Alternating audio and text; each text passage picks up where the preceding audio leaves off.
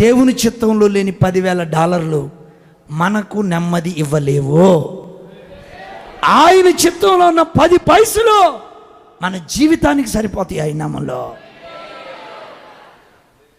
హల్లెలూయా.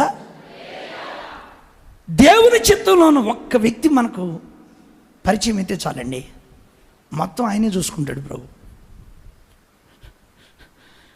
వినండి, కథ కాదు, సాక్ష్యం ఇది. నేను ఇందాక శాంతారావు గారి గురించి, వాళ్ళ బాబు గురించి చెప్పాను. వాళ్ళ బాబు నాకు పరిచయం అయ్యాడు అనుకోకుండా, అయ్యగారు నాకు పరిచయం అయ్యాడు. అయ్యగారు గుంటూరులో ఒక కుటుంబాన్ని నాకు పరిచయం చేశారు. వాళ్ళు నా చేత గుంటూరులో మీటింగ్ పెట్టించారు. ఆ మీటింగ్కి అమెరికాలో ఉన్న ఒక పెద్ద తల్లి గుంటూరు సెలవులు కొని వెకేషన్ కన్నా వచ్చింది. ఆ వాక్యం విని నన్ను అమెరికా పిలిచింది. హల్లెలూయా. ఇప్పుడు అయ్యగారు ఎన్ని స్టేట్స్ తిరిగాడో నాకు యుఎస్లో నాకు గుర్తులేదు, కానీ నేనైతే 29 స్టేట్స్ తిరిగా. అంటే దేవుని చిత్తంలో ఒక వ్యక్తి పరిచయం అవ్వాలి మనకు వాళ్ళ వల్ల ఇబ్బంది ఉండదు, స్ట్రగుల్ ఉండదు, బరువు ఉండదు, భారం ఉండదు. మీకు అర్థమైందా?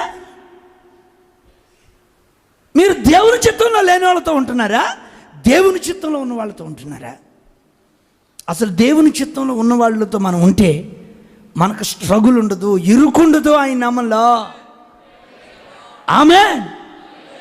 నా ప్రియులారా, ఇంకొంచెం ముందుకెళ్ళి మీకు ఈ మాటలు చెప్పాలనుకుంటున్నా.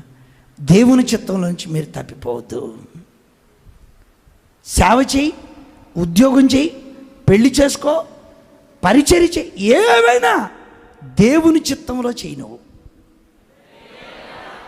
హల్లెలూయా.